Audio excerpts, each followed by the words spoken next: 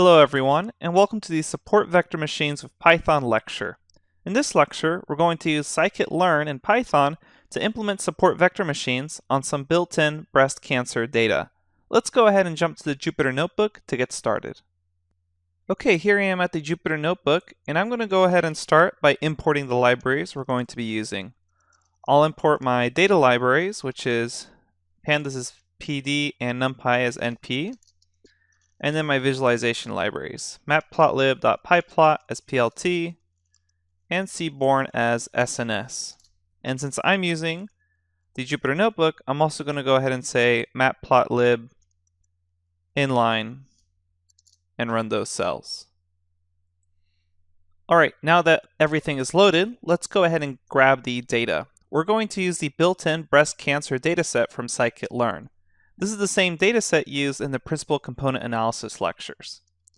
We'll go ahead and say from sklearn.datasets imports load underscore breast, and then we can actually just tab autocomplete to grab breast cancer there. We'll say cancer as a variable is an instance of calling load breast cancer, and then we can explore cancer by just asking for the keys of cancer. You'll have the feature names, the target, the data, the actual description, and the target names. So if you want a detailed description of this data set, you can just read through cancer, DESCR, and it will go ahead and tell you the breast cancer data set. And basically what this is, it's 569 instances with 30 numeric attributes. And the prediction that you want to do as far as the class is whether or not this tumor for this breast cancer is malignant or benign. Okay, and you have a bunch of different data points here, such as the smoothness of the cancer or the tumor, how compact it is, the perimeter, the area, etc. We're going to go ahead and now set up a data frame using these keys to actually grab this data. I'm going to say df underscore feet is equal to pd.dataframe. Pass in my data as cancer data. And then we'll go ahead and say the columns is equal to cancer feature names. And then if I check out what df feet looks like, just the head of it, first two rows, it'll look something like this. Has a bunch of numerical data and the actual column name. And we can go ahead and check info if we want some general information about the pandas data frame, as well as you can check out cancer target column to actually see the target 0 and 1. And if you want to see what they reference, you can go to target names and they reference malignant or benign. Okay, let's go ahead and do some exploratory data analysis. If you want to explore the data, you can go ahead and do anything you want with Seaborn or matplotlib. We'll actually skip this part officially. I do want you to explore the data using some sort of visualization, but since so many of the features are actually hard to interpret, such as mean smoothness or worst perimeter, unless you have an actual domain experience in cancer research and how tumors actually work and what they look like and how you actually diagnose cancer, a lot of this visualization will be lost on you because you're not going to be able to interpret the results of something like mean area versus mean smoothness. So we'll go ahead and let you do whatever visualizations you feel comfortable doing, but we'll go ahead and skip forward to the train test split and focus on actually running the machine learning model. But again, I would encourage you to kind of explore the data and what looks interesting to you. Okay, let's go ahead and go to train test split. As we know, we can just say from sklearn.cross-validation import train test split, and calling train test split, I'll go ahead and do shift tab to see my options here in the documentation string. Scroll down till I see the example that I can just copy and paste here. And then I'm going to go ahead and say xtrain xtest, ytrain ytest, and I need to set up my x and y. So x is going to be my features, so df underscore feet, and y is going to be my target. So again, to check out the target, that was just the array of 0 and 1. So we can just say cancer target. Okay, and let's go ahead and set test size to 0.3 and random state to 101. Run that, and we have our train test split data working correctly. Now that we have our data split, let's go ahead and train the support vector classifier. To actually grab the support vector classifier model, you'll go ahead and say from, let me go ahead and zoom in here a little bit more, from sklearn.svm import svc, just capital S, capital V, capital C, and then you can just instantiate the model and then train the model or fit the model to the training data. So xtrain, ytrain, just as we've done a bunch of other times. Now something to note here is that you'll notice there's quite a few parameters such as gamma and c, as well as the degree, the kernel, etc. We're going to be taking a look at these later on, but for now let's go ahead and just predict using the default values and see how that works for us.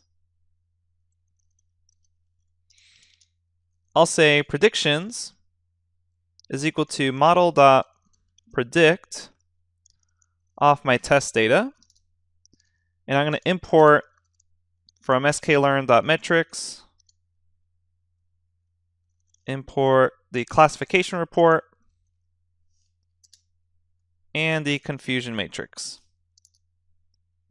Let's go ahead and print those out. We'll print the confusion matrix with ytest and our predictions.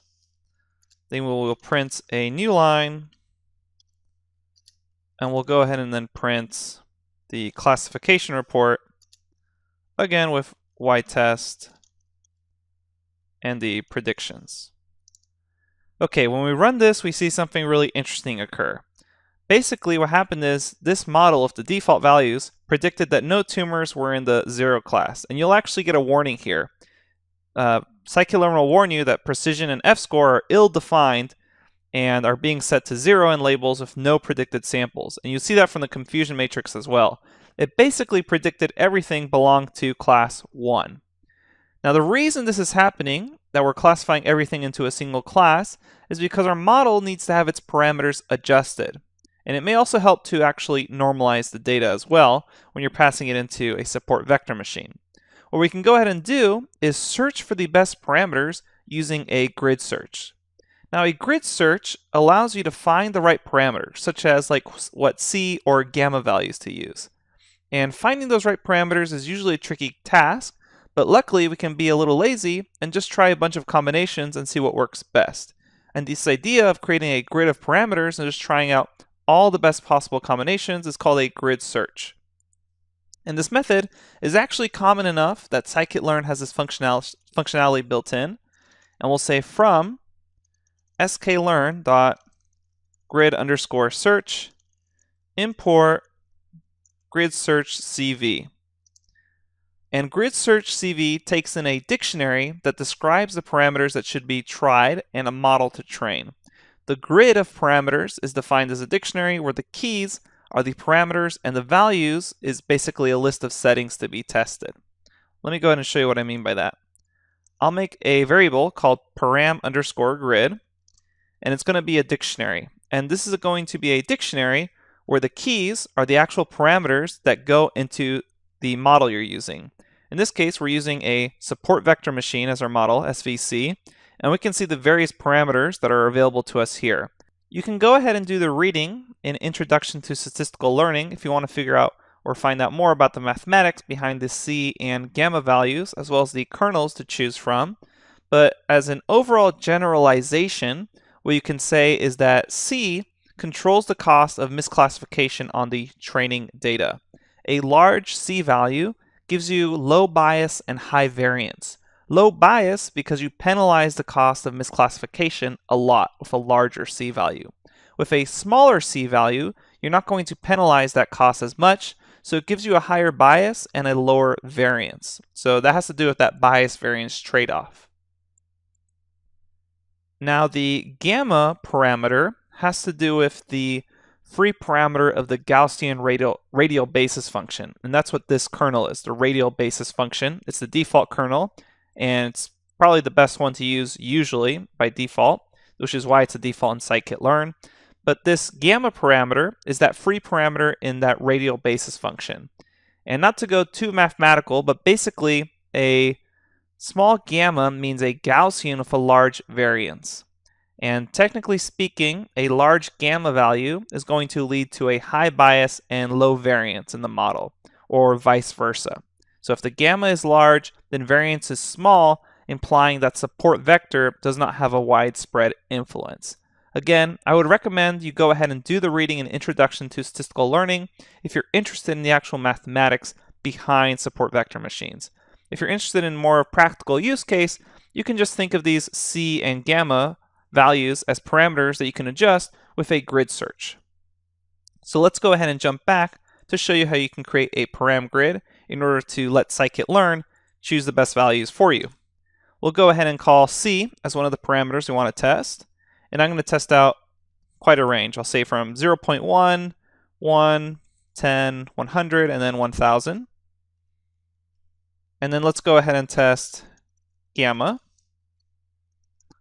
And I'm going to set that equal to, let's go ahead and say 1, 0.1, 0.01, 0.001, and then just to have some fun, we'll go even one order of magnitude smaller. Okay, so I have my param grid, and this is the grid I'm going to feed to the grid search CV. I'm going to create an object called grid, which is going to be an instantiation of grid search CV. And grid search CV is going to take my estimator as a parameter, and then the param grid. And there's a refit parameter as well, which is default set to true, and there's also a verbose argument. Let me go ahead and show you how you can fill this in. The first thing you do is pass in your estimator. In this case, we're using a support vector classifier. Then we pass in our param grid, the one we just created. And then you can go ahead and say verbose is equal to a certain number. So one of the great things about grid search CV is that it's essentially a meta estimator. It takes an estimator just like we did with SVC, that support vector classifier, and creates a new estimator that behaves exactly the same. In this case, just like a classifier. And you can go ahead and add refit is equal to true. Again, that's the default, so you don't have to worry about it.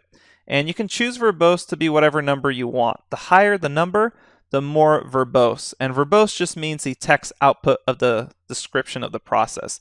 I would recommend that you definitely put at least some number in verbose. Don't leave it as a default 0. Otherwise, you won't know whether or not your model's doing something, because grid searches take a really long time, especially if you have a ton of parameters to check. So we'll go ahead and set verbose equal to 3. And what fit does when we call grid.fit, just like we would with any other model on our training data, let me go ahead and call it now.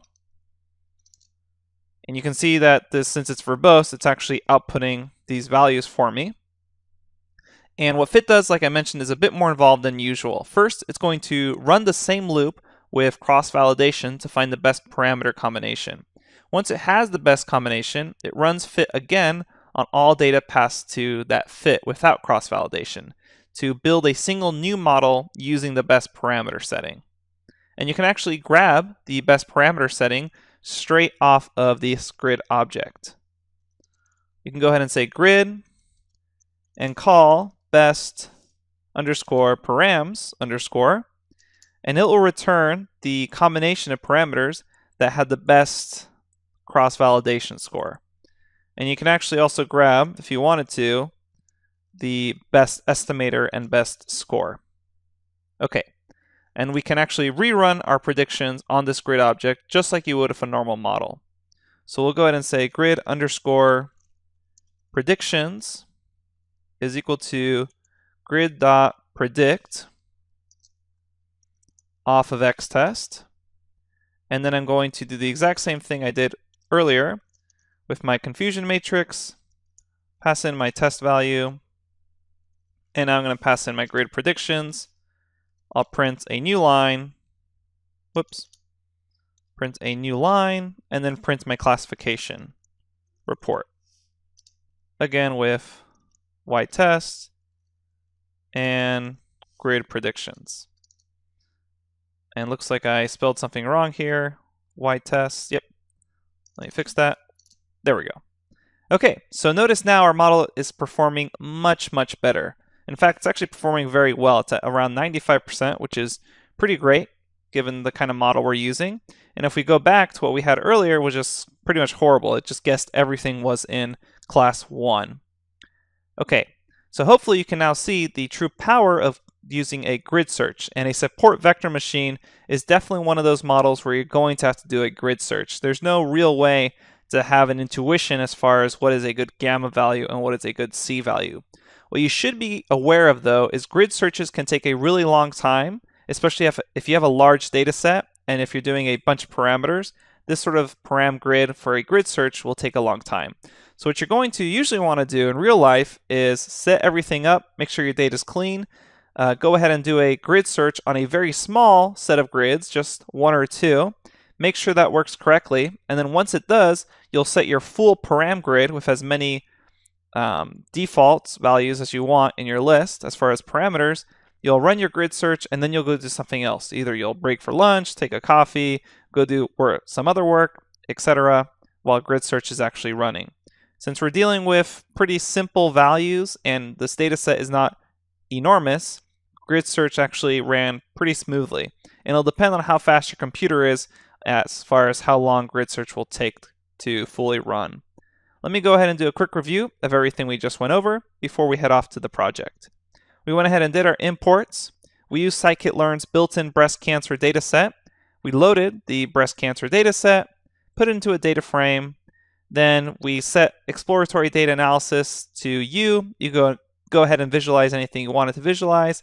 We did the train test split, and we called the model SVC from the SVM family. We fit it to the training data. Whoops. We set our predictions and saw when we did our confusion matrix and classification report that our model performed horribly. It just classified everything into one class. And we learned that we had to do a grid search using a param grid in order to find the best parameters. Then, once you actually run that grid search by passing in the estimator object, your param grid, and then you can state verbose equal to whatever number you want, we went ahead and used that just like we would if a model, say grid.fit on the training data. Depending on how much verbosity or how verbose it was, you can go ahead and check out the output here. And then you can grab the best parameters, grab the best estimator, but actually just call predictions just like you would with a normal model, and then check them out with the confusion matrix and classification report. Okay, I hope you enjoyed that lecture. Coming up next, we will go over the project for the support vector machine. Thanks everyone, and I'll see you at the next lecture.